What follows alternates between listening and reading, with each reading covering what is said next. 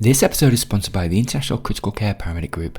So the ICCPG unites regions worldwide to enhance paramedicine through global knowledge sharing and improved communication amongst critical care paramedics. So following the success of their inaugural 2022 conference, which gathered over 600 paramedics from across the globe, the ICCPG is thrilled to announce their second conference on January 30th, 2025. So the first event, hosted by the UK College of Paramedics, featured speakers from the UK, Australia, New Zealand, Canada and South America, discussing the vital role and unique challenges of paramedics in their regions. So the 2025 conference aims to bring together paramedic professionals worldwide, exploring topics including case studies, followed by in-depth discussions on clinical, training, leadership or research aspects. So don't miss this chance to connect with peers, learn from international experts and advance global paramedicine. So mark it in your calendars for the 30th of January 2025 and stay tuned for more details about this online event. For more information, please head over to the show notes. This podcast is sponsored by the University of Hertfordshire. The University of Hertfordshire offers comprehensive undergraduate and postgraduate programs in paramedic science, preparing students for a successful career in the field. So their BSc Honours Paramedic Science programme features specialist teaching spaces and indeed advanced simulation facilities for hands-on learning. A dedicated paramedic teaching team comprising experienced professionals bring real-world insights into the classroom and help students gain practical experience. Students gain practical experience through placements in the London Ambulance Service and the East of England Ambulance Service as well. The university is strategically located, offering excellent access to London, the M25 and indeed the M1, enhancing placement opportunities and networking. The university also offers the MSc Paramedic Science, so pre-registration course, and this emphasises innovative teaching methods utilising online resources, virtual reality and state-of-the-art simulation kits. So research active teaching staff with a national and international profile provides students with the latest knowledge and practice guidelines. With over 25 years of heritage, the programme has a strong reputation and a successful track record. Graduates enjoy excellent career prospects supported by the university's robust network and industry connections.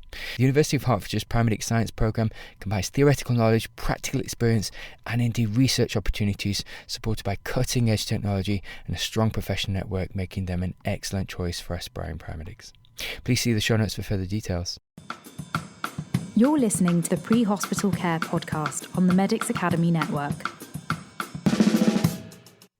Hello, my name is Keir Rutherford. Welcome back to the Pre-Hospital podcast and the continuation of the series focusing on traumatic bleeding. Blood transfusion is life-saving for patients suffering hemorrhagic shock. However, the evidence for pre-hospital blood is conflicting. Civilian and military studies show improved outcome in patients receiving pre-hospital blood. However, the 2022 refill trial failed to show that pre-hospital blood resuscitation was superior to sodium chloride for adult patients with trauma-related hemorrhagic shock. Despite this, hemostatic resuscitation has evolved over the years to become the new standard of care for those that are shocked due to bleeding. In the UK, pre-hospital blood administration can only be delivered by physician-led HEM systems. Under UK paramedic practice guidelines, paramedics can only use sodium chloride to resuscitate patients with hemorrhagic shock. The possibility of blood products being carried by UK frontline ambulances was explored by the inquiry into the 2007 Manchester Arena bombing. However, it concluded from the evidence that this was not feasible for both clinical and logistical reasons. The inquiry did, however, recommend that some specialist teams, such as the Hazardous Area Response Team, should carry freeze-dried plasma. Subsequently, Southwestern Ambulance Service HART have been the first to implement a trial using Lyoplas. In this episode, I'm interested in exploring the use of paramedic-administered blood products outside of HEM systems and what lessons we can learn from this experience. To address this question, I'm really privileged to be joined by Dr. Peter Antavi, Lieutenant Colonel retired Randy Shaffer, and Dr. Johan de Chesney to explore the use of blood products by paramedics working in EMS agencies in the United States. Dr. Antavi is a pediatric emergency physician at the Joe DiMaggio Children's Hospital, a leading level 1 trauma and tertiary care center in South Florida. He serves as the medical director for various EMS agencies in South Florida and recently took the role of chief medical officer for Brevard County Fire Rescue. Lieutenant Colonel retired Randy Shaffer served for 20 years as an emergency and trauma nurse in the United States Army. She deployed 3 times to support Operation Iraqi Freedom and Operation Inherent Resolve. During these deployments, she established pre-hospital blood programs and walking blood banks at unit and strategic levels. Since leaving the military, she has worked at the Southwest Texas Regional Advisory Council, implementing the county's first multi-institutional, multidisciplinary regional whole blood program. This comprised of 18 ground EMS agencies, 10 helicopter EMS bases, and numerous hospitals throughout South Texas. She is a member of the steering committee for the Pre-Hospital Blood Transfusion Initiative Coalition, board member of the North Carolina EMS Regional Blood Coalition, and has completed a doctorate on increasing pre-hospital transfusion rates in patients experiencing hemorrhagic shock, a quality improvement initiative. Dr. Chesney completed his general surgery residency and fellowship training at the Louisiana State University Hospital Science Center in New Orleans. Following his fellowship training in 2005, he was assistant professor of surgery in the Department of Surgery, Trauma and Critical Care at the University of Mississippi Medical Center. While there, he received the Outstanding Clinical Research Achievement Award and joined the full-time faculty as an assistant professor at Tulane School of Medicine in 2006. He served as chair of the Committee of Trauma for Louisiana chapter with the American College of Surgeons and is the co-founder of the International Damage Control Resuscitation Educational Program, as well as the Spark Academy. Dr. Chesney is currently on his last year of his Masters in Disaster Management and is well published with over 250 publications, some of which we will discuss later. Peter, Randy, and Juan, welcome to the Pre-Hospital Podcast. Thanks, Keir. Good to be here. Thank you. It's nice to meet you. It's really great to have you here to share your experiences and certainly to share your experiences with a kind of more globally, certainly within here in the UK, Europe, and Australia. Can we just begin by discussing what were the key driving factors that instigated EMS agencies to start developing blood programs in the US? Randy, would you mind just starting to describe that? Yeah, for approximately 20 years in the military, we had recognized that the quicker you can get blood products into the patient, the better outcomes that they would have. So we took that experience from the battlefield and brought it back here to the US, where we had demonstrated that the blood products are working, and more importantly, medics were able to handle the products appropriately and make the right calls on when they needed to be transfused. And was that whole blood or was that component therapy or both? So it's a mix of all the above. Early in the war, especially in the hospital setting, we were using type-specific whole blood. That's what we had when we ran out of the products on the shelf. So we started seeing the benefits of whole blood. As we rolled it out into the line units and onto the helicopters, we did component therapy at the time, packed cells, or plasma if it was available. And then as we became more efficient at the process, we were able to get whole blood at near the point of injury when the Rangers were able to establish what they call the ROLO program, that Ranger low O titer whole blood capability, where they could draw from themselves and administer to the patient at the point of injury. And did the blood products and the kind of package of care delivered to soldiers on the battlefield, did that improve outcome over the years that it was implemented? Absolutely. Patients were starting to arrive at the facilities with improved shock indexes, just looking a little less sick. And I know that's not a specific clinical term, but everybody on here knows what a sick patient looks like. And they were just coming in a little less sick. And Peter and Juan, in terms of the kind of pre-blood being carried by EMS agencies, the cohort of patients that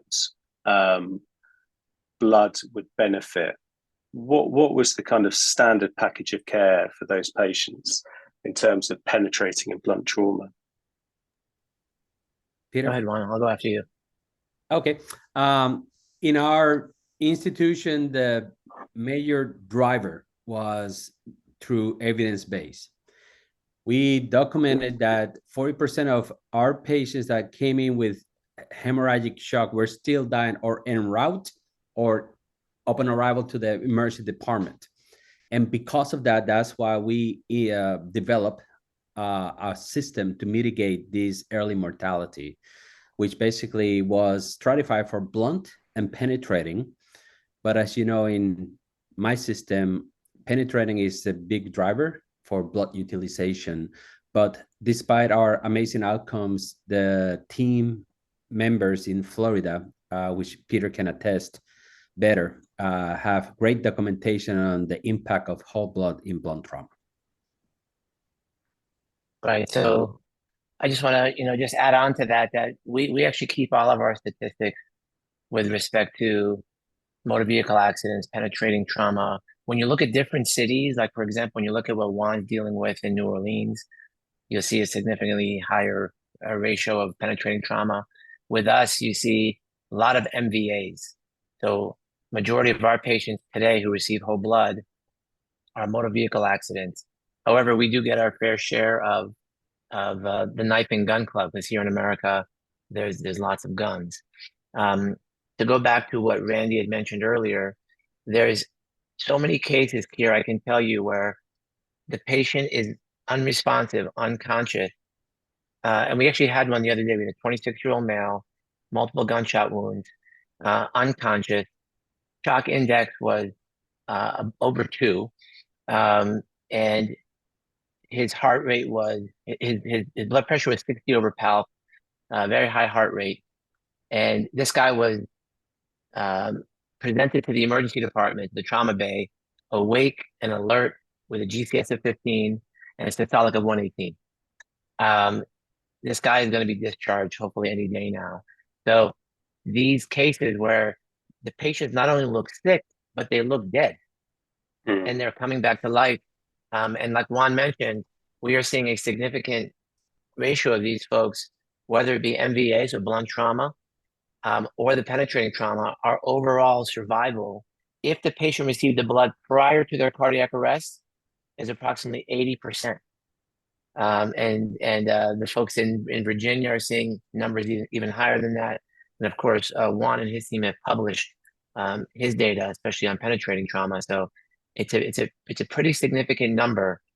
So bleeding from any cause, whether it be traumatic or medical, are benefiting from early. And I know we're going to get into the refill trial in a minute, but early whole blood or packed red cell resuscitation in the field. I was really interested to read, Juan, in one of your papers that only 1% of patients suffering hemorrhagic shock receive pre-hospital blood. And that, I suppose what I found perhaps one of the key driving forces behind the work that's in there is that were you not seeing a kind of improvement in survival rates pre-hospitally in some of the patients that you were receiving that were suffering penetrating trauma, and actually kind of, going in and talking about, I know both Randy and Juan, you've talked about the kind of continuum of time and about the importance around early intervention. Could you both speak to how bringing blood and putting it in the hands of paramedics to deliver pre-hospitally, that has improved patient outcome and mortality? I can answer the first part of that. I think that the caveat here is the conglomeration of the things that the EMS paramedic needs to have to increase that survival. Blood by itself in an ambulance is not going to make a difference. That has been demonstrated over and over again. If there's no rapid system of infusion of that blood product, the patient is going to arrive to the emergency department with a unit of blood that has not been infused yet or partially infused. In our system, we decided to use a rapid infuser handheld device that basically allowed to push 2 units of blood packed red blood cells, 500 cc's total, into a patient with hemorrhagic shock in a transport time of 12 minutes. And usually the compliance was 100% for 2 units of blood. And for the other components of the resuscitative care, including calcium and TXA, was 95 and 85% respectively. So I think the take-home message, or maybe from lessons learned, blood by itself will not save life. Is the system that you have to give it in an expeditious way to the patient. And by that you mean kind of good hemorrhage control, identification that the patient's bleeding, short on scene times, as well as TXA, calcium, and the kind of other it's a bundle of care. And absolutely, a good trauma system is what saves these patients, and the surgeons and identification of these patients are critically sick and dying. Randy, I listened to one of the webinars where you talked about how bringing blood pre-hospitally radically cut the time in terms of, and I think it was data from Juan, in that time was being kind of shaved in terms of how quickly patients were getting interventions that were once done in hospital were now being delivered pre-hospitally. And, you know, kind of to the effect of what you were saying about how you were seeing improvement in patients. Can you talk to that a bit more? Yeah, time and trauma, we don't do a very good job at it. In cardiac arrest, we've developed systems so that minutes, you know, are shaved off, but we haven't put that effort towards hemorrhage yet. So when time starts when the bleeding starts, not when 911 is called. It's not when EMS gets there, and it's not at arrival at the hospital. And I think sometimes we fail to look at hemorrhagic shock through the continuum of care. So, you know, there are great studies that show mortality starts skyrocketing, you know, 15 minutes after the bleeding starts. Well, if any of us that have, you know, the opportunity to spend time outside of the hospital, we know that sometimes we see the bleeding start. It might be a witnessed event. It might be an unwitnessed event. Somebody has to call 911. Resources still need to be dispatched. They still have their time on scene. Transport times. Probably every EMS agency, whether it's in the UK or the US, knows their transport times. But even then, there's variables within that, whether it's living in Texas that's constantly under construction and heavy traffic. And then arrival at the hospital, I think it's time to really start pulling back the curtain.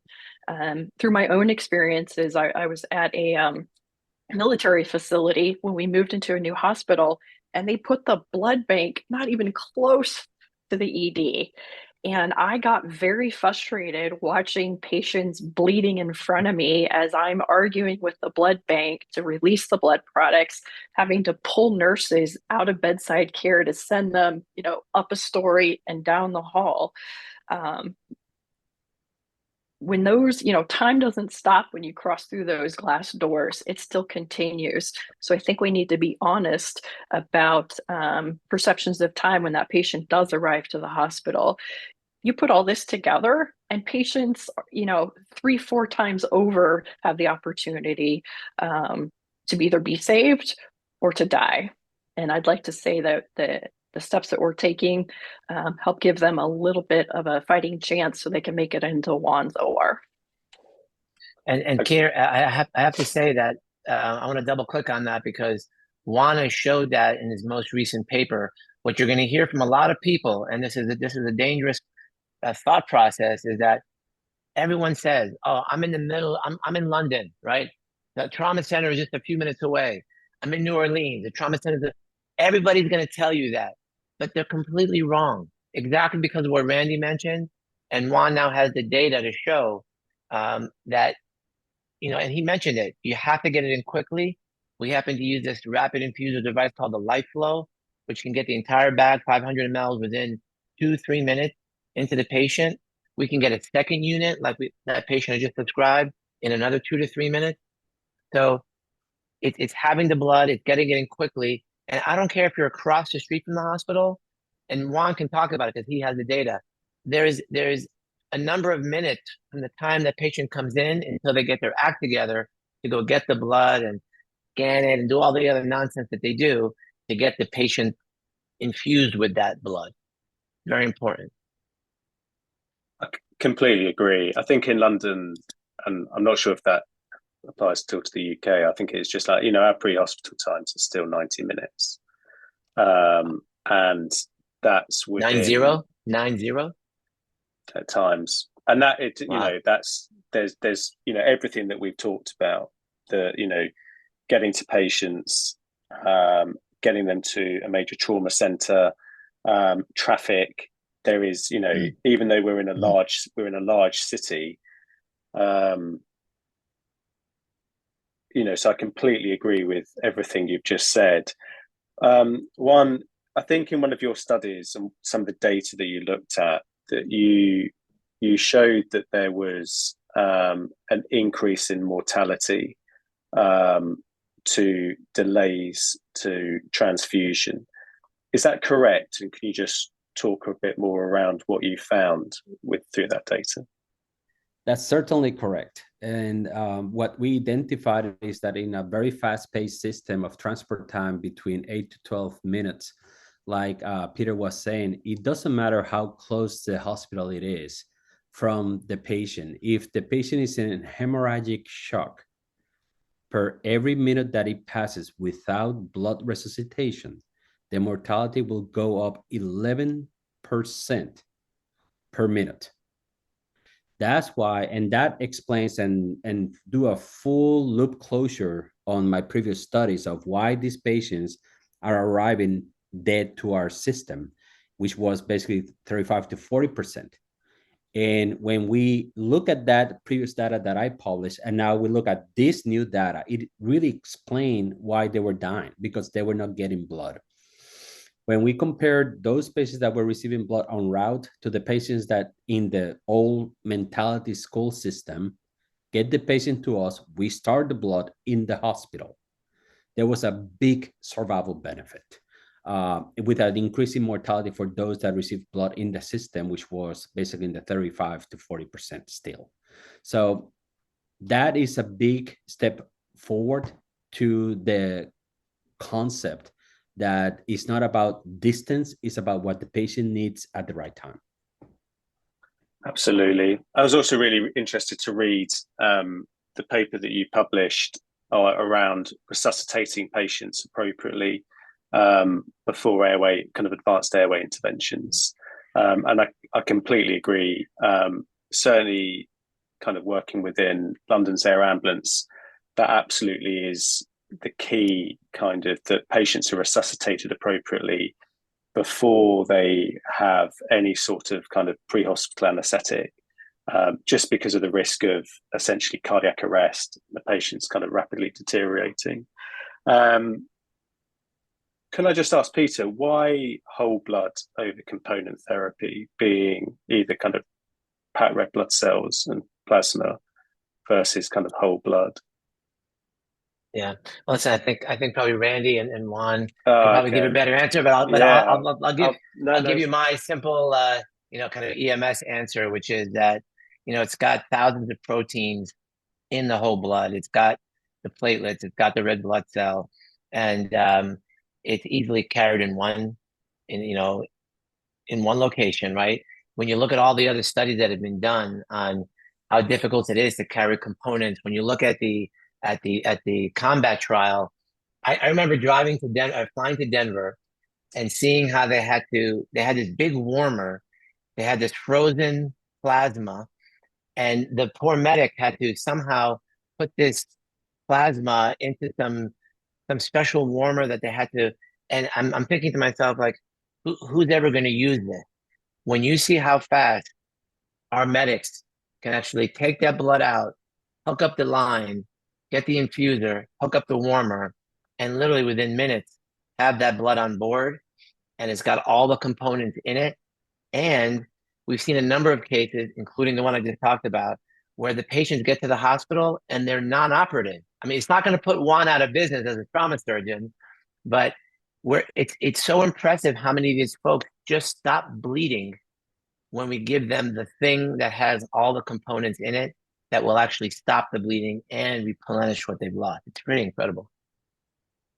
I really agree around the logistics of giving whole blood and experience of giving whole blood versus components. And I think there was, I can't speak to this accurately, but I know there was a trial a few years ago where, I know it was done at LAA in London, where they looked at the time to giving, I think it was whole blood components versus and red blood cells and Lyoplas, and whole blood, giving whole blood was far quicker than giving, I think, 2 units of either packed red blood cells and plasma or blood cells and Lyoplas. So there definitely is a time saving giving it. Randy and Juan, can you talk to why whole blood over components? Just kind of from what Peter said. Yeah, so I think in the pre-hospital setting, probably the product of choice is low titer O positive whole blood. And through some of the military's research, they did come up with a product priority list, because the truth of the matter is, here in the US, not all EMS agencies are able to access whole blood yet. The system has not matured and evolved enough to support that. So my position is that any blood component or whole blood is absolutely better than saline or nothing at all. It would be great to get everybody to having low titer O positive whole blood. I think here in the US, it is still years away from happening. It'd be interesting to see in the UK, since you have a nationalized system, especially if your blood products, being collected and managed, if you would have an easier time getting whole blood out to your end users. Yeah, absolutely. And I think that's certainly been tested through the SWIFT trial and transfusion centres within hospitals supplying that, which originally they perhaps weren't supplying kind of to pre-hospital services. Where at the moment is the US in terms of how many EMS agencies are carrying blood? And what are the different advanced resuscitative care bundles that they're delivering? Well, I would like, before Randy says answer this question, I will ask, what do you think the number is? Well, give me a percentage. From my understanding, there's is there around 22,000 EMS agencies in the United States, or is that way off? Plus or minus. Plus or minus. Yeah, it's about 20,000 for a round number. Yeah. Okay. I would say then, if you were going to ask me a percentage, I would say probably 0.5%. I imagine it's still small, but it's developing and evolving. It is. So the number, there's a paper coming out shortly in the Journal of Trauma and Acute Care Surgery, where we looked at some of the numbers and the types of products they're carrying and the model that they've used to manage logistics. So we have roughly 165 ground agencies that are carrying pre-hospital blood. The denominator that I use is actually closer to 11,000, because that's really paramedic focused. Because I want to be honest in information that this may not be a product that you put into every volunteer EMT basic service out there. So I think is a good starting number per kind of paramedic level 911 response agency. So that's less than 1%. We've improved a lot. Well, we started in roughly 2016. There were about 4 ground agencies. So we've made incredible headway, but we still have a long ways to go. It feels like you've really come a long way within 8 years, though, and that it's still developing. Where do you see it going over the next 10 years? And there's obviously the whole governance process around blood, the cost, the logistics. In terms of people both rurally and urban, how do you foresee it kind of growing, that people perhaps in the most ruralist of areas will have access to the same care that patients, say, in New Orleans will have? Do you see there kind of, I know there's more coalitions developing, the Florida Coalition. How do you foresee that being facilitated so all patients can receive the same level of care that they would throughout the US? Maybe I'll start, because I know Randy and Juan have done a lot of work in this, but I can say that I have agencies that are both, urban, and then I have very rural parts of it. But before I get to the urban versus rural, I want to mention that there's a large socioeconomic framework here, right? In that a lot of the people who need this blood are in a low socioeconomic category. And for the first time, you're seeing in healthcare that we're actually sending resources to those parts of the cities, and it's actually enhancing the type of care that they get. Even, for example, I was in a town just 30 miles south of Boston, where there are medical desert, meaning that there's nothing around hospital-wise for trauma patients. They all have to go at least 30 minutes, maybe more, away to actually get the care. So whole blood is actually bringing that resource to people who are under-resourced. That's number one. From the rural versus urban perspective, I think that, and Randy and Juan will talk about this in a minute, but there are opportunities by being very creative where that rural outlying hospital could be the hub, where they have the whole blood. And I'll let my esteemed colleagues talk about how they get the whole blood, usually by looking at the people who are working there and say, hey, let me have your arm. And then the EMS, the SUV or the ambulance comes by and says, thank you very much, put it into the cooler. And now they're covering a rural place way out in the middle of nowhere.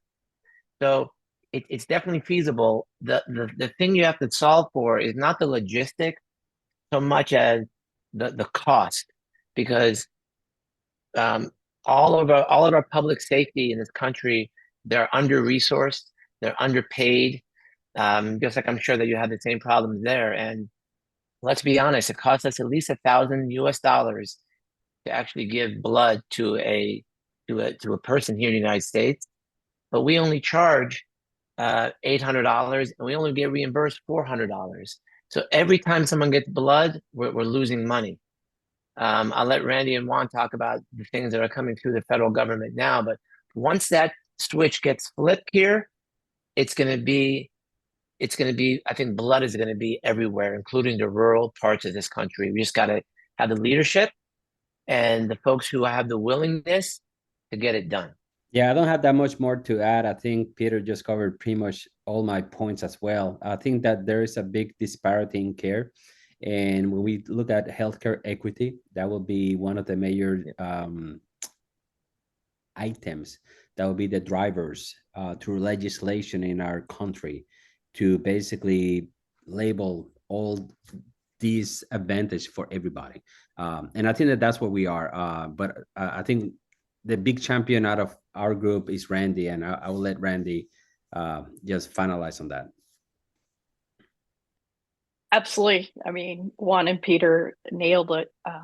I would like to add that blood and access to blood is not only, at the individual level, something we need to improve, but from a regional and strategic preparedness standpoint, that we need to be able to quickly adapt, as whether a natural disaster comes or a mass casualty event comes, and get those resources deployed where they need to be.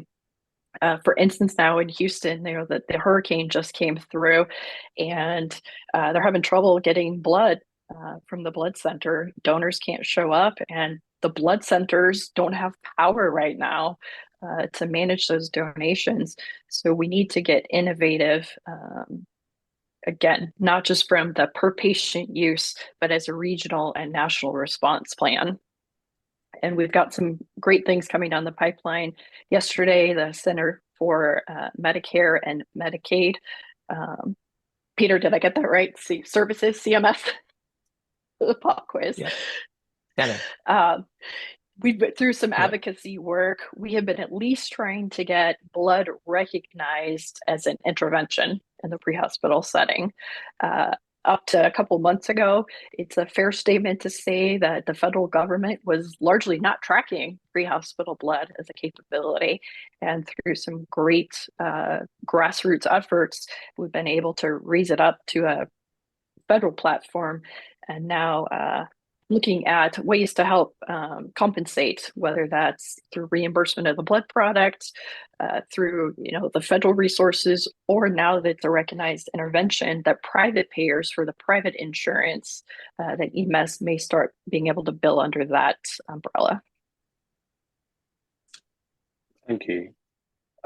Juan, New Orleans have a package of care of 2 units of red blood cells, calcium, and 2 grams of TXA. A similar package is utilised by all EMS agencies, or is there a level of variance across the country in terms of what people are delivering in terms of a package of care? It is. There is. Actually, this morning, Peter hosted a great discussion. And there's so many great agencies and champions right now pushing for blood resuscitation.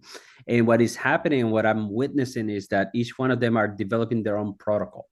I think the common denominator is whole blood / packed red blood cells, but the vast majority is whole blood.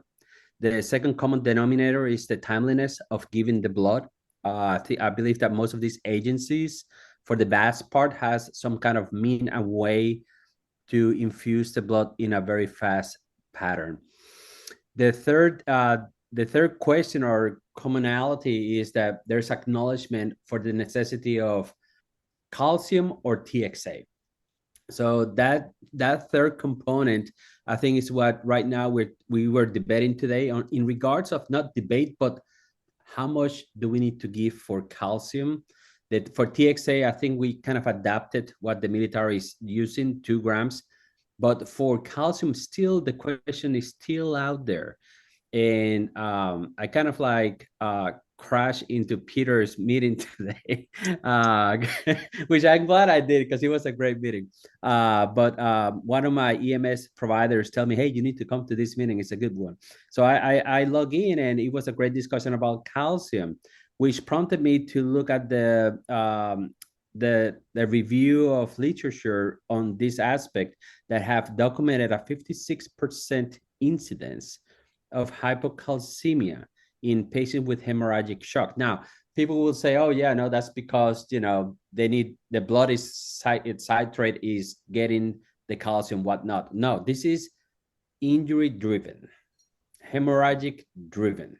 Now, what is interesting is that in this population, and this is the take-home message that I'm pushing now everybody to listen to this, there is a 5 likelihood increased risk of coagulopathy. So there's more to the equation of what should we do with these patients? Should we start giving them prothrombin complex? Should we start giving whole blood by itself and just get rid of then packed red blood cells? So I just wanted to put that out there. It's a great discussion that is evolving right now.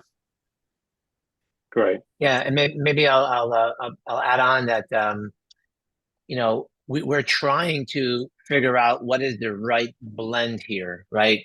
For example, is 1 unit of whole blood enough, or do you need a 2nd unit of whole blood? Now there's an opportunity to carry plasma, and so we are now about to launch a trial of plasma for TBI. So that's another kind of usefulness of a blood product. As Juan mentioned, the TXA and the calcium, how much?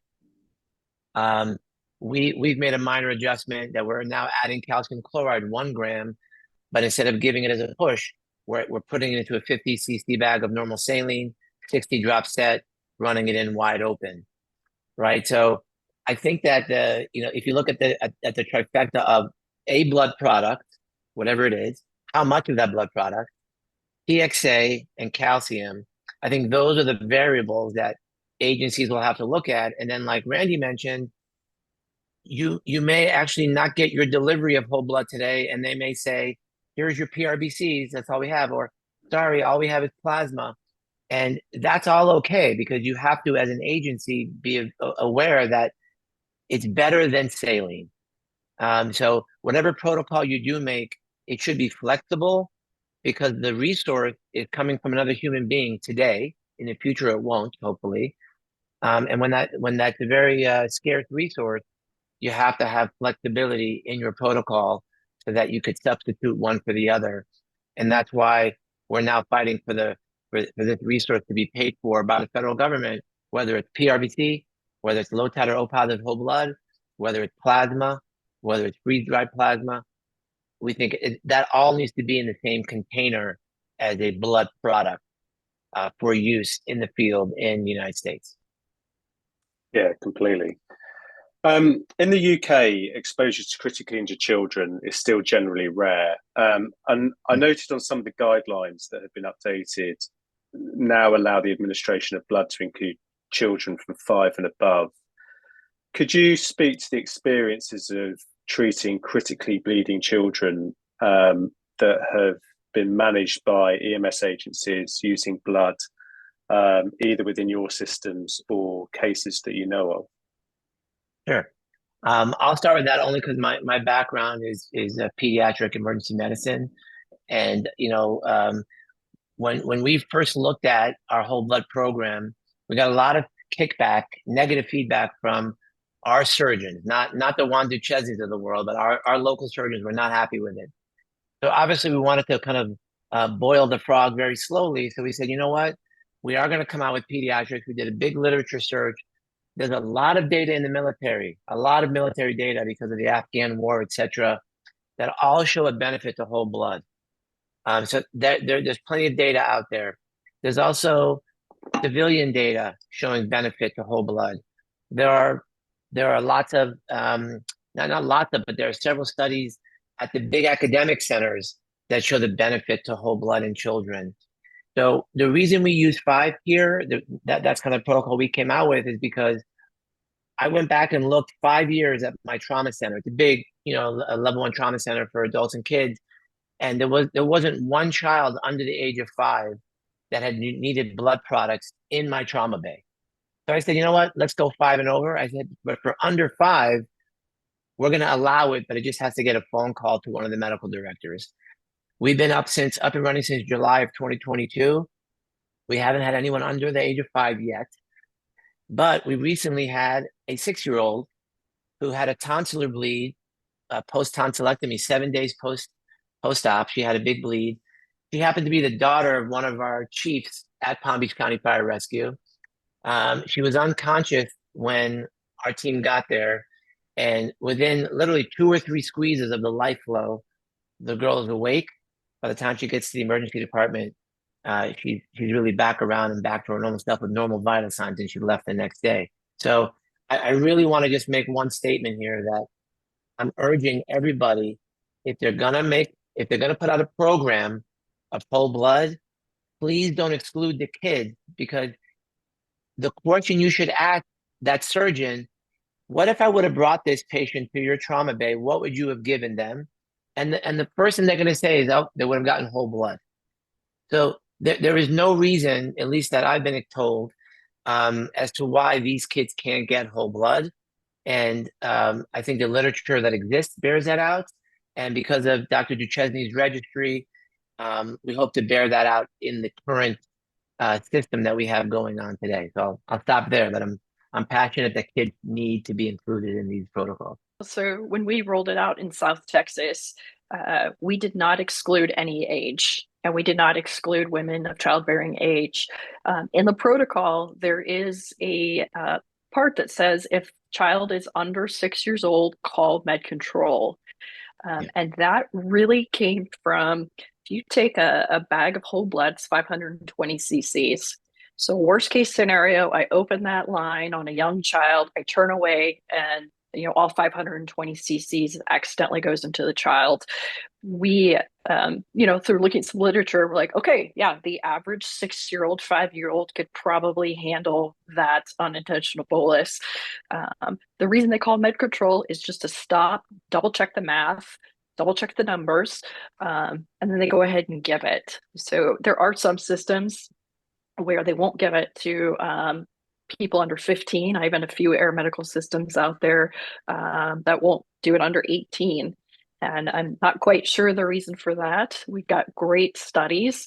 One of the, the military, when we started doing fresh whole blood in the hospital, the person that leading that was actually a pediatric transfusionist, Phil Spinella.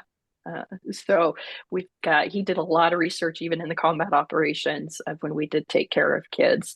So I'm I'm on Peter's camp that, I don't think we should withhold this life-saving intervention on children for reasons that I'm not totally clear on. And by the way, that life flow infuser, just to go to the dosing problem, every squeeze is 10 mLs. And so we have it very clearly written in our protocol how many squeezes that kid needs, right? So we use 10 per kilo. So if they're 22 kilos, it's 22 squeezes. And so we have never had a dosing error because of it. And like Randy said, because of the dosing and the typical age of these kids, it's really hard to make a mistake. But we do have processes in place to make sure that those errors are not made. Yeah, completely. One of the keys to the successes of the programs appear to be collaboration and building relationships across a kind of spectrum of clinical specialities. And I think, Randy, clearly the work that you've done, you could really probably speak strongly to this.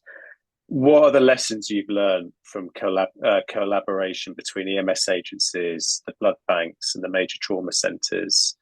And has it really broken down the barriers and kind of building relationships? Have they kind of allow barriers to be broken down and really overcome any challenges that have kind of you've come up against in implementing the programs?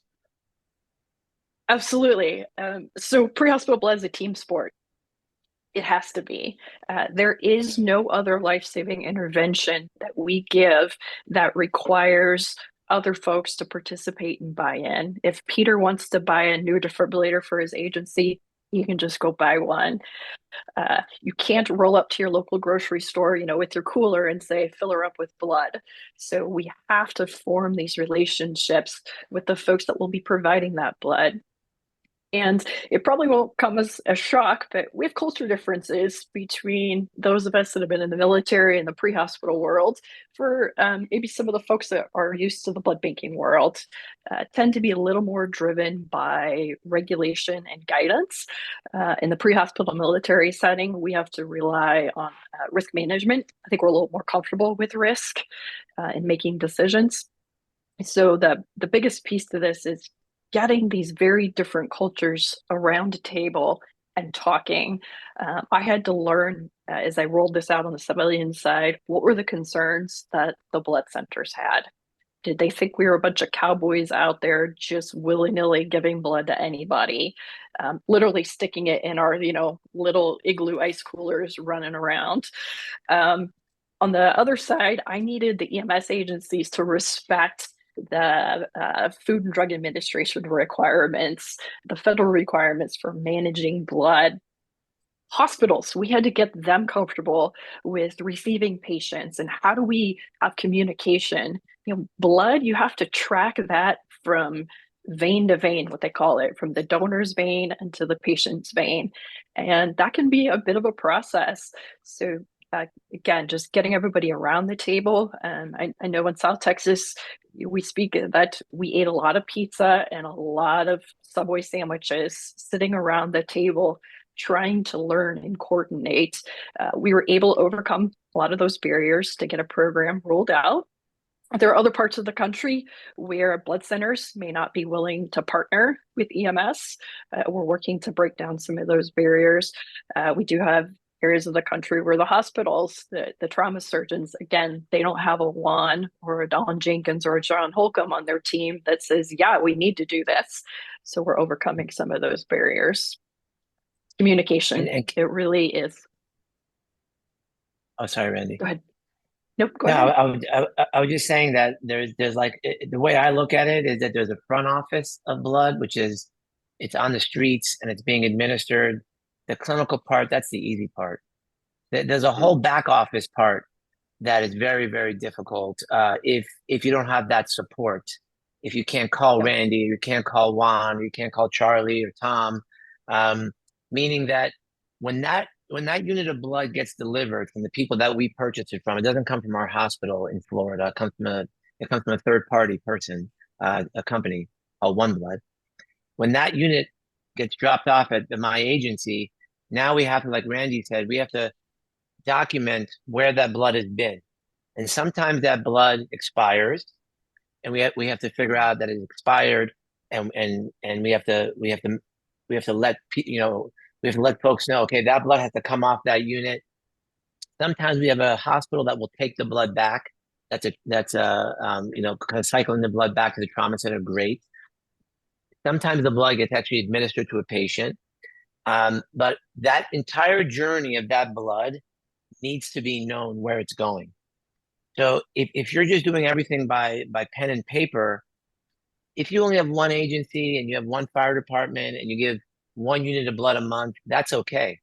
But when you're in New Orleans EMS, Palm Beach County, where we see 160,000 calls a year, total, and now I have dozens of units now in the entire county, it becomes very logistically challenging. So I think that the next phase here, as you start to get the middle of the bell curve to come on board, all of those things have to be solved, right? So first we're solving the financial part. Then we have to solve the logistics part, making sure the blood is being kept at temperature.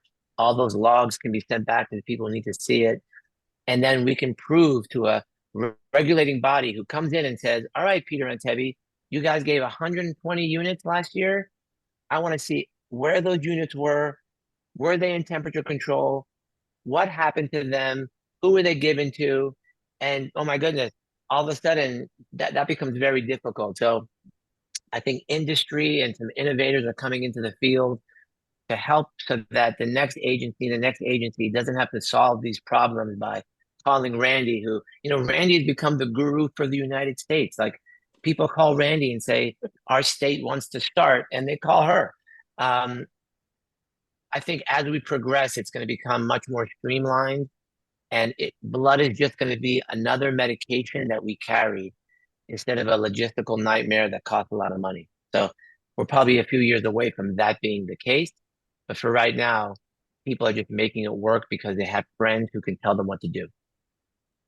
I think that's the really important thing about collaborating with each other. And the more you build relationships, and I suppose your naysayers and people that are perhaps cautious about being involved or being involved with developing programs, the more they see that the governance is there, that blood isn't being wasted, that you're developing mature systems, that the data is being produced, and actually it is saving lives, it is improving patient outcome.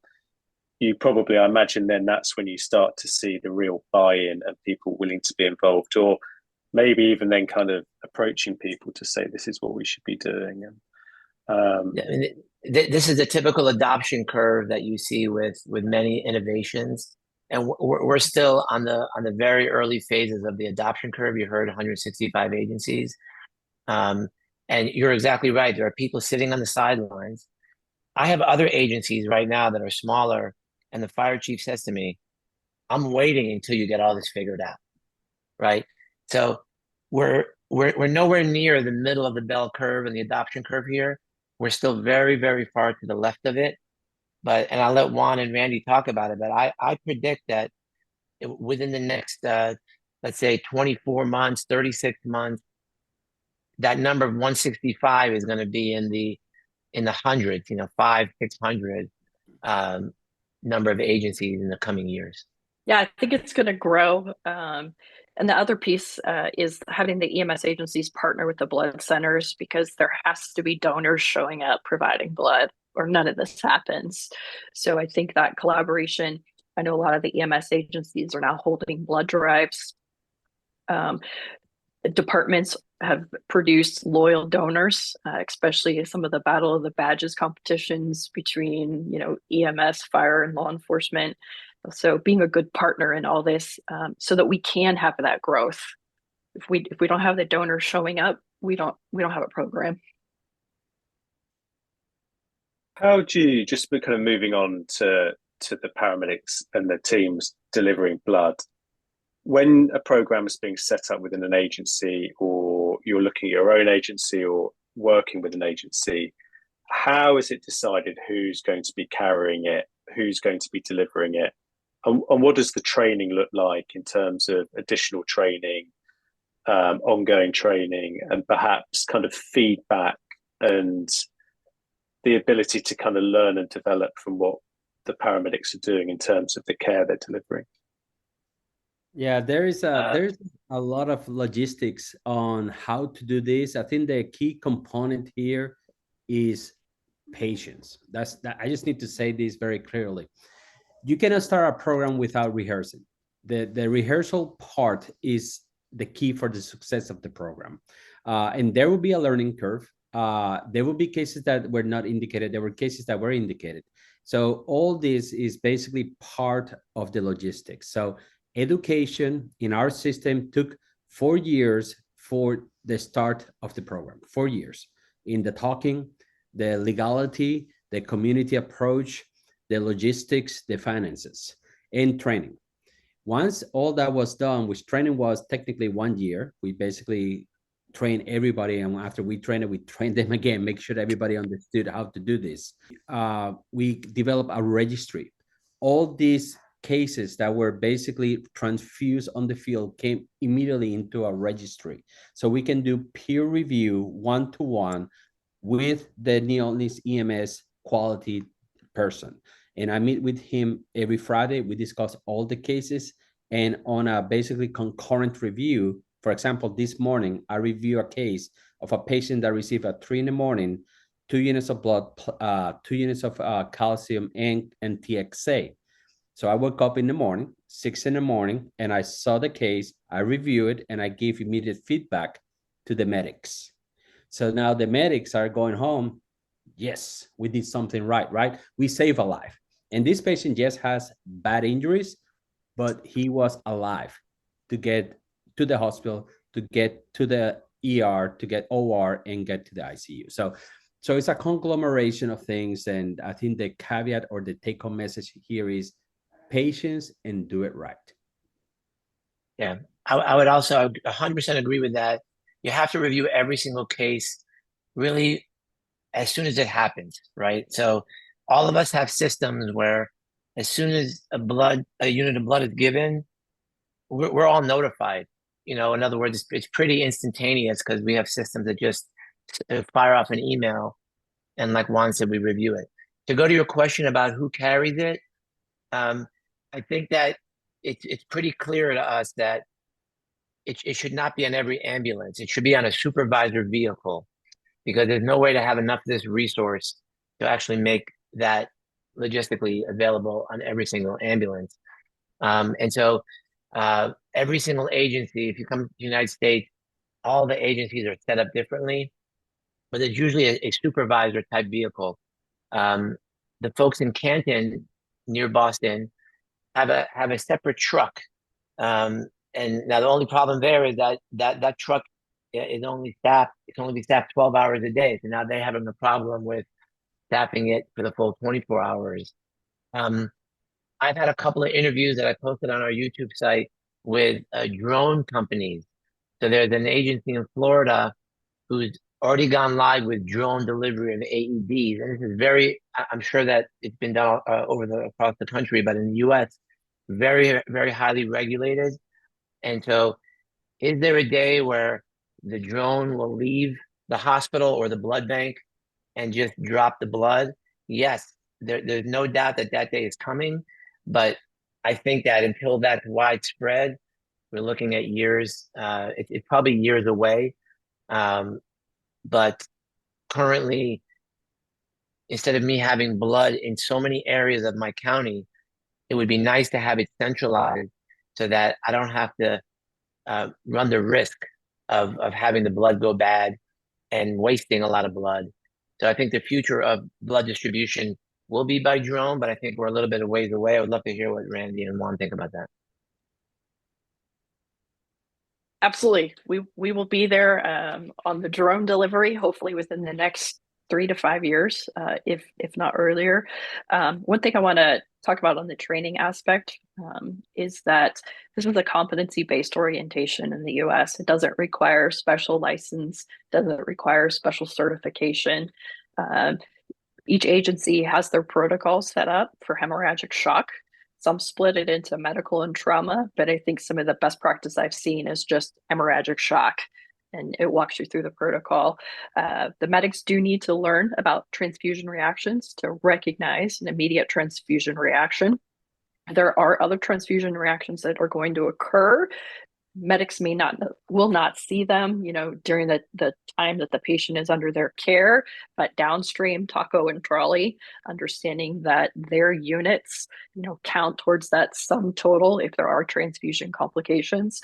So, I think Peter highlighted earlier, the actual clinical administration and the training for it is easy. It's the managing of the blood, managing of the program that you have to have buy-in from those EMS agencies. If you don't have an agency willing to commit time and resources to this program, it will not be successful. I think going back to what you were saying about New Orleans, it was really interesting as well to see that they're wearing body-worn cameras during and recording the kind of patient contact and care for kind of learning and development. And that was really interesting in terms of how you can learn from that. And I'm sure they must kind of give immediate feedback kind of later on to the clinicians. How would the clinicians be targeted to specific patients? Would it be through kind of clinician-led dispatch, or would it be on AMPADS coding, or kind of just generally what the type of job is, patient with penetrating trauma or kind of road traffic collision? Dispatch protocols have changed and evolved. I know when we started the program here in South Texas, it was for, stabbing, cutting, shooting, and vehicle entrapment was one of the key dispatch protocols. I think they've evolved, and Peter might be able to provide examples if they've changed some of their response protocols to get that blood launched even sooner. Yeah, I'll tell you what we have done is we run a report every month of patients who have vital signs that would have put them into the whole blood criteria, and we're kind of working backwards to see which patients those are. Obviously, we have in South Florida, we have a very big elderly population. We have folks who are the GI bleeders, the pregnant patients, and so forth, and we are running that report to see why did we miss that patient? Why wasn't there not a call out there? And so we're continuing to try to revise it. And then because we own our dispatch center, we then look at those determinants and say, okay, we're going to add that determinant to an automatic call out. The other nice thing is that I have on every shift 10 EMS captains, which are 10 different battalions. They have the whole blood. So as soon as, let's say it is a miss from dispatch, once the medic gets there, we have average response times of 6 to 8 minutes. They then just radio for the EMS captain, and the EMS captain will either show up on the scene or they'll rendezvous with them en route to the hospital, and we'll pick those patients up. But it is a work in progress. But as I'm looking at my at the data that I have here, currently, and these are kind of just some rough numbers here. Let me just pull up the final numbers here. We're at 43% MVAs, 31% shooting, 11% stabbing, 12% are medical, 1% animal attack, and 3% fall. So obviously the shooting and the stabbings are easy ones. The medical, once you ask a couple of questions, you can figure that one out. But again, that may be a little bit more difficult. And then obviously the MVAs. And if you have a Delta or an Echo, a call out, it's an automatic EMS captain. That means you automatically have whole blood there. All of our helicopters have whole blood. So usually if it's a serious call, no matter what it is, our EMS captain is going to be there. But we still need to get a little bit more refined in trying to pick who really may need the blood so we don't miss those that we still are missing today, unfortunately. Yeah, I agree. I think it's a very complex scenario because you cannot just have blood in every ambulance. It's just cost prohibitive. So for that reason, our sprint car, which basically would be with the captain or the medic that is for that service area, will basically be getting the call just like the ambulance will for 911. And they will be getting to the scene and then bringing with them their backpack that basically have all the components of advanced resuscitative care. And that being said, the body cams, yes, we are actually about to start looking at this prospectively. So because it's going to help us a lot in the knowing of what happened first regarding intubation, IV access, blood resuscitation, and that will give us a visual for peer review, not only with EMS, but with the physicians, providers at the hospital. And Kier, we actually have a webinar that we recorded. If you go on YouTube, it's called Real Emergency, REEL. And there was a case out of Texas where the guy got shot in the arm, actually with the left arm, went into his chest. And when the medics got to the scene, he was saying, "I'm going to die. I'm dying." And as soon as they realized that he was in hemorrhagic shock, you could see it all happen, right? It was all like you see it all on video that he gave that unit of blood.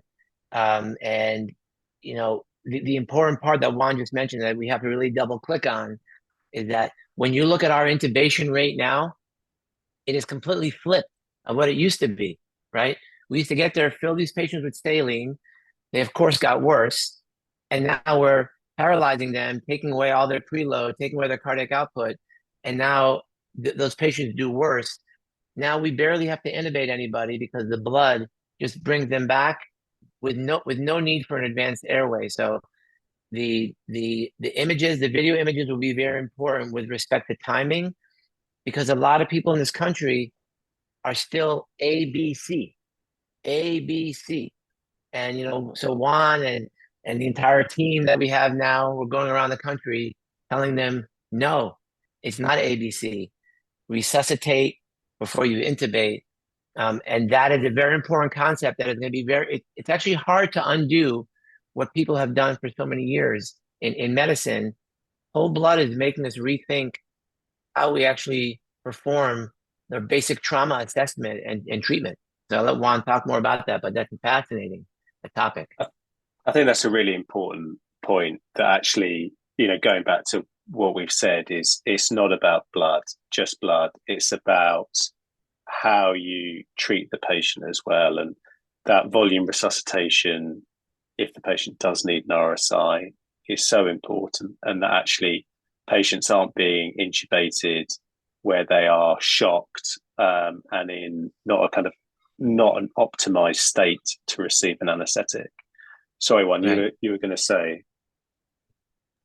Yeah, no, I think that's when we look at the acquired mortality because of intubation prior to resuscitation, it almost makes it like shameful to us to acknowledge that actually we contributed to that mortality. And I think that's one of the take-home message. Don't be knee-jerk reflex, just basically do what is right. Most of the times, IV access is paramount regardless. That's always like one of the first things that will most probably will happen in any scene. You can give oxygen. Meanwhile, just give a mask, put some oxygen. And then you can triage if you need to intubate once circulation is established. And then here, sorry, please. No, I was going to say that there's two other things that we haven't talked about today that I want to just at least plant the seed for people. Sure, please do. And you know, and Juan and Randy know this, but it's something that probably should be studied more effectively, which is when a patient gets whole blood or PRBCs pre-hospital, the amount of blood being saved in the hospital is tremendous. Now, again, I don't have the number. Maybe Juan knows more than I do on that. But these massive transfusion protocols, when they're activated and a patient has already received whole blood in the field, the number of units of blood are much, much fewer. That's number one. The second thing is that as far as like economics and healthcare economics, when you bring a patient who's alive to the hospital, it's actually better for that hospital, right? So it's actually, it would behoove the healthcare system to have more patients come to them alive, right? Number one. Then that patient has a life in front of them. These are not 80-year-olds in cardiac arrest. These are 17-year-old, 19-year-old, 26-year-old. They have a life in front of them and contributing to the welfare of the rest of their community. And so I think that, and we also looked at the health equity, as Juan mentioned earlier. So as we look forward and we start to publish and talk about this topic, we have to talk about how much the pre-hospital blood impacts everything else downstream, including socially, including families not getting divorced and having, all these other psychological problems, how it's helping our medics. We have medics who used to want to retire, and they said, I'm not retiring anymore because I'm seeing people come back to life. It's helping our own folks' ability to come to work every day and be happy about what they do. So, I mean, there's nothing that I've ever seen in healthcare, and I've been in this for 20, 24, 25 years almost, that has really changed the paradigm on health outcomes, on reducing health inequities, financial. It's just one of these things that it's so amazing to be part of this. And I think everybody listening should say, this is the real deal, and we have to start doing this today. Yeah, I wanted to just quickly follow up on that extremely important point. We are bringing a new revenue to the hospital.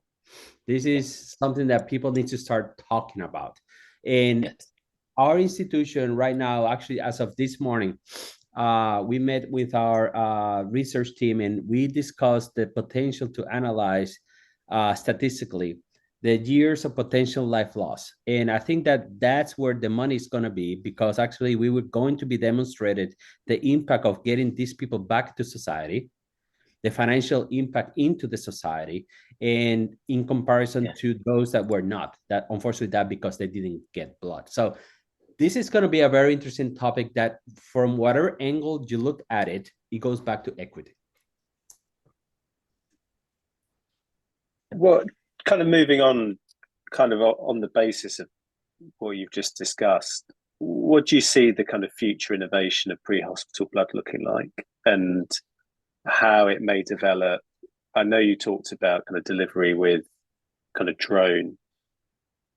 Do you see kind of product, how kind of, Randy, I know you talked about products being developed to kind of perhaps kind of freeze kind of dry product, or what do you see kind of in the next 10, 15 years? What might pre-hospital blood transfusion look like? I think we all know there's not enough liquid product to go around. There's just not enough donors. And on the flip side, we can't be good stewards of it if it's everywhere. So I think we need to look at some of the advanced technologies that are coming down the pipeline. Spray-dried plasma is very close. They've got their first clinical trials underway. There's synthetic whole blood we're looking at in the future. I would say probably the biggest challenge to all that is we wait for combat operations and war to break out before we start fully funding these programs and research.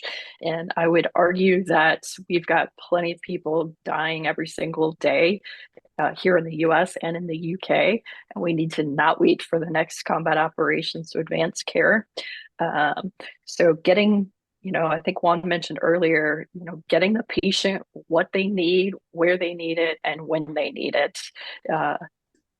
But we've got a lot of geography to cover here in the US, which is a unique problem compared to the UK.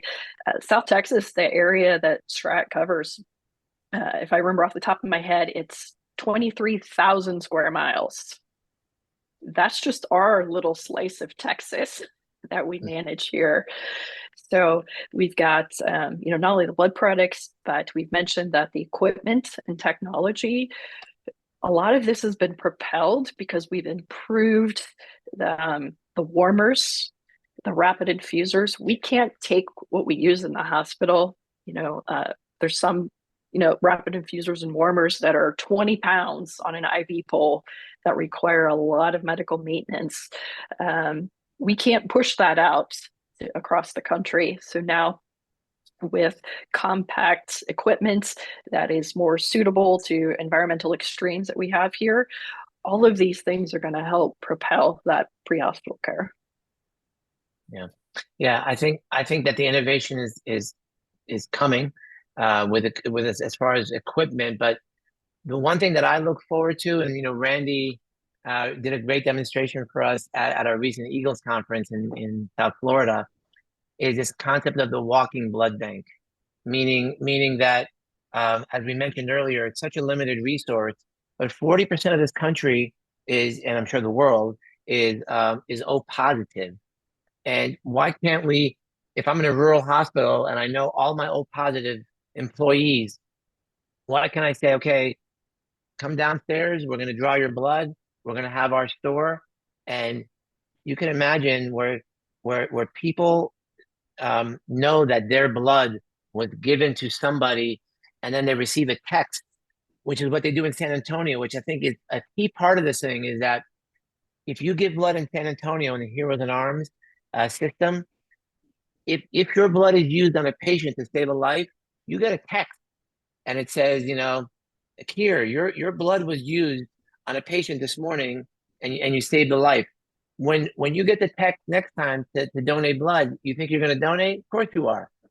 So I see the future as getting the resource that we have and getting people to hold out their arm is going to be that technological innovation where people are kept in the loop, may be one of the most important innovations to get more blood into the system, I think. We live in a world of instant feedback, and I think folks getting that instant feedback will be important. I think I agree 100% with everything my partners have mentioned. I think that one of the things that I foresee in the future is actually the possibility of just providing hemostatic resuscitation more effectively. So what I'm trying to get to is that what we're doing right now is filling up the tank, right? We are not stopping the leak. So we need to figure out a way that on the field, we provide the volume replacement, and for non-compressible hemorrhage, which is still the big killer, namely thoracic trauma. For those places, we need to figure out how to stop the bleed while on transport and filling up the tank. And I think that's going to be significant. And I'm working right now on the data on this, but I can tell you right now that the trimodal death distribution established by Trunke is gone, is dead. That curve is dead. Right now, I think one of the things that with pre-hospital blood, that early peak mortality of 40% mortality on the scene is reduced to at least significantly into that 10 to 15%. The data will start emerging, and right now from our multi-institutional trials, that's the signal that we're getting right now. So there's more to come, definitely. Just kind of appreciate how much time I've taken up from you. So just kind of the last two questions. The quick one, can you just talk to the Spark Academy and what that is? Yeah, so Spark Academy came all about because we decided to put a paper together that was published in the Shock Journal a couple of years ago, and we put a bunch of very smart people And we ask each one of them, are you satisfied with the way our patients are resuscitated prior to arrival to the hospital? And the vast majority obviously said no. So we decided to put together as some kind of a idea of what would be the best scenario. And that's why we call it selective pre-hospital advanced resuscitative care, which basically it incorporates advanced resuscitative care from the military into the civilian world. Now, we still don't have doctors, providers on the scene in all activations, but what we can do is to empower that first responder that instead of being a fast transit taxi cab, they can start doing major things to keep that patient alive, not only by giving chrysalides, we're trying to stay away from that, but rather give them blood, calcium, TXA, tourniquets, junctional tourniquets, finger thoracostomies, cric. So we are basically providing all the tools needed through this selective pre-hospital advanced resuscitative care to those providers so they can get used to it. And basically, again, I've been blessed to be surrounded by these amazing co-moderators, co-panelists here. And because we had the same idea, and it was funny because we said one day, let's just do an academy. And I said, let's do it.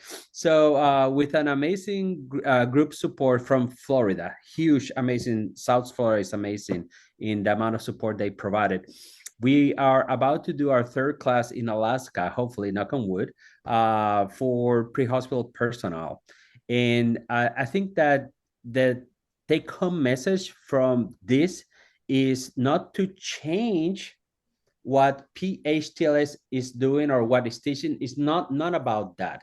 It's just to provide an adjunct of how to do things, how to incorporate a pre-hospital resuscitation system, let it be with whole blood component, TXA, tourniquets, you name it. Legality of it, and blood bankers as well in the group discussion. So it's a comprehensive academy. There's more to come. We're working right now. The website is going to be up very soon. So it was promised by one of our team members. But we're going to be basically keep pushing for this. And I believe that, if I'm not mistaken, we're going to try to do a fall academy in Florida again. And we're already set for the spring in Florida. So more information to come, definitely. And just the final question, what's the key message or lesson that you'd really like listeners to take away from everything that we've talked about today?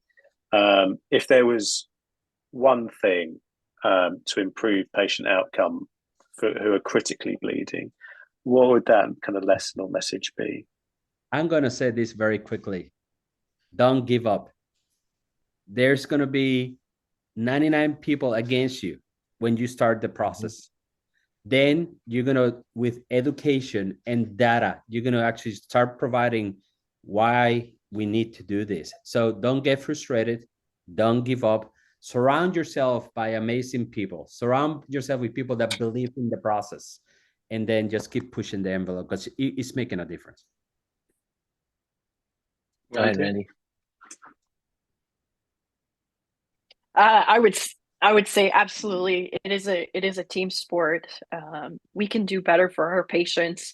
It's going to take everybody coming together, sitting at a table, having a pizza to work through the process. I spent my military career. My sole goal was to get soldiers home. Right. That's everything I did, was try to get soldiers home.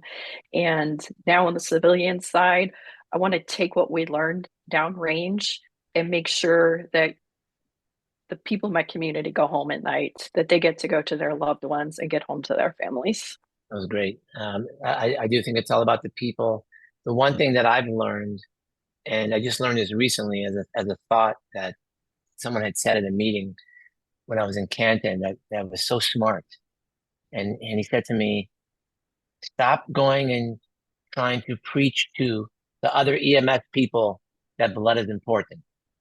He says, they already know that. He says, go to the elected officials, talk to the public, that's who you have to convince. And the more I think about it, as physicians, as healthcare providers, we kind of have meetings, and all the people around you are all doctors and they're paramedics and they're nurses, but we always forget the other people. And when I think that what I've learned in watching Randy and watching Juan is that once they went beyond and they started getting the federal government involved and creating collaboration, all of a sudden, like for example, they got a very big news segment, a multi-part segment on the news, right? Educating the lay public. So this thing is really going to spread like wildfire, not by arguing with the doctor about the trauma surgeon who doesn't want blood because he's never seen it work before, that type of thing. Forget about those people.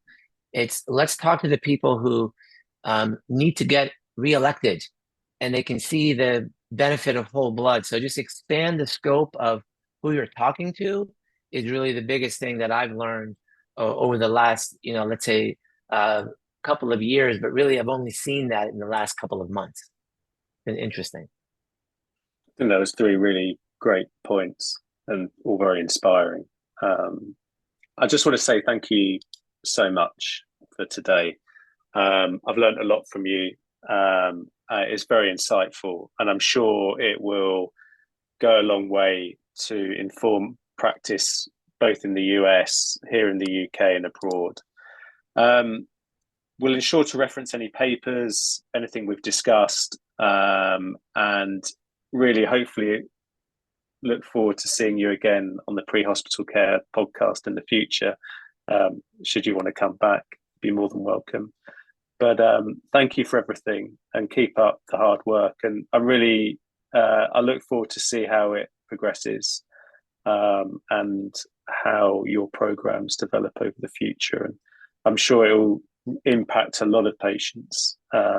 And there's people out there walking now who will be injured, who will benefit from the work that you've all done. So thank you. Thanks for your time. Kier, I don't know about you, but I think we should do a Spark Academy in London. What do you think, guys? Oh yeah, come. Oh yeah, you'd be more than welcome. Absolutely. No, come. That'd be amazing. I'll bring the bourbon. You'd be more than welcome to come over, and I'll invite myself over to one perhaps at some point in the future.